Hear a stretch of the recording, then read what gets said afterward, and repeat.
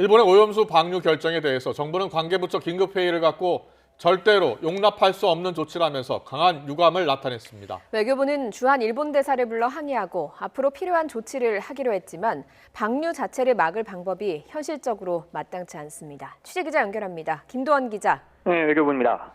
정부가 오늘 긴급 관계부처 차관회의를 열고 대책을 논의했는데요. 자세한 내용 전해주시죠. 네, 정부는 이번 결정은 절대로 용납할 수 없는 조치라고 강하게 비판했습니다. 주변국의 안전과 해양 환경의 위험을 초래하는 결정을 우리와 충분한 협의 없이 일방적으로 내렸다는 지적입니다. 구윤철 국무조정실장의 발표 들어보시겠습니다.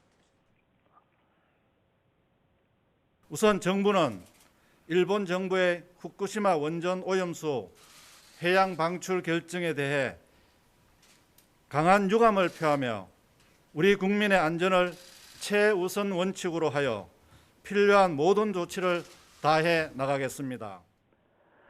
최종문 외교부 2차관은 오늘 오후 아이보시 코이치 주한 일본 대사를 불러 항의하고 충분한 협의와 정보 제공을 촉구했습니다. 지난 2월 부임한 아이보시 대사가 초치된 것은 이번이 처음입니다. 네, 정부가 강력한 반대 의사는 밝혔는데요. 구체적인 대응 조치는 어떻게 계획하고 있습니까? 네, 우선 일본에는 해양오염 방지를 위한 구체적인 조치를 포함할 것을 요구한다는 방침입니다. 또 처리 과정 전반에 걸쳐 정보를 투명하게 공개하고 국제 검증도 받을 것을 요구하겠다고 밝혔습니다. 후쿠시마 주변 8개 현의 수산물 수입은 이미 금지돼 있고 오염수 방출이 이뤄지면 확대 여부도 검토하겠다고 정부는 밝혔습니다. 국제원자력기구 IAEA 이사회 등을 통해서도 정보 공개와 철저한 검증을 추진하기로 했습니다. 국내적으로는 방사능 유입 감시망을 운영해 피해 발생 여부를 점검하기로 했습니다. 오염수가 실제로 방출되면 우리나라 주변 해역에 도달하기까지는 4, 5년 정도가 걸릴 것으로 정부는 내다봤습니다. 다만 IAEA 등은 일본의 오염수 방출이 기술적으로 문제가 없다는 입장이어서 방류 자체를 막기는 어려울 것으로 보입니다.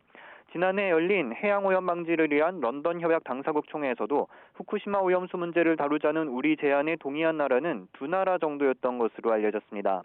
일각에서 제기되는 국제소송도 선례가 없는 데다 피해 입증부터 쉽지 않을 거라는 비관적 전망도 나옵니다. 지금까지 외교부에서 YTN 김도원입니다.